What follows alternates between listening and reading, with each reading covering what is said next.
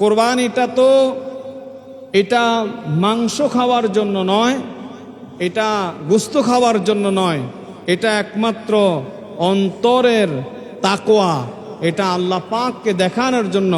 যেটা ইব্রাহিম আলাইহিসসালাম করেছেন, যেটা আদম আলাইহিসসালাম তার হাবিল এবং কাবিলকে পরীক্ষা করেছেন।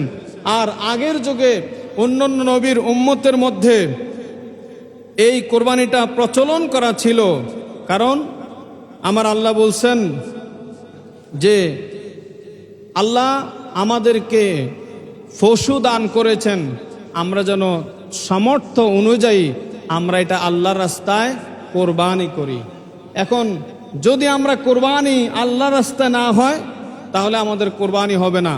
আল্লাহ পাক কিন্তু আমাদেরকে একটা আমার নবীর কারণে আমাদেরকে একটা সঠিক আমাদেরকে পদ্ধতি দিয়েছেন। আগের নবীর উম্মতের পদ্ধতি দেন নাই।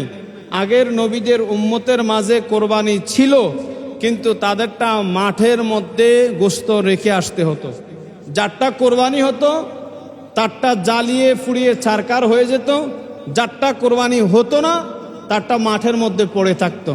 তো মানুষ কি করতো, একজন আরেকজনের সাথে ঝগড়া লাগতো, তোমার কারণে আমার কোরবানি হয় না, অমকে বলতো তোমার কারণে আমার কোরবানি হয় না। কিন্তু ওই সময়ের থেকে এখন তো আমাদের সমাজের মধ্যে সুদখোর, ঘুষখোর, হারামখোর, যত ধরনের আমাদের মধ্যে শয়তানি, গীবত, হারাম যা কিছু আছে সব আমাদের মধ্যে আছে। এখন আমরা যারা কোরবানি দেই, বলেন তো আমাদের কোরবানি আসলে হিসাব মতে 100 জনের মধ্যে 2-3 জনের হয় কিনা সন্দেহ? বলেন না, সবগুলি মাঠে পড়ে থাকতো। এই জন্য ভয়ে কে কোরবানিও দিত না, ঝগড়াঝাটে পাসাদ লেগেই থাকতো।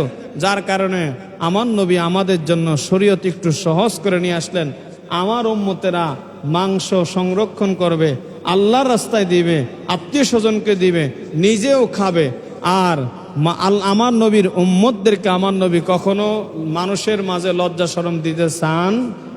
সুতরাং আমাদের এই কোরবানিটা হবে কার জন্য? কার জন্য? আল্লাহ পাক কবুল করুক বলে আমিন।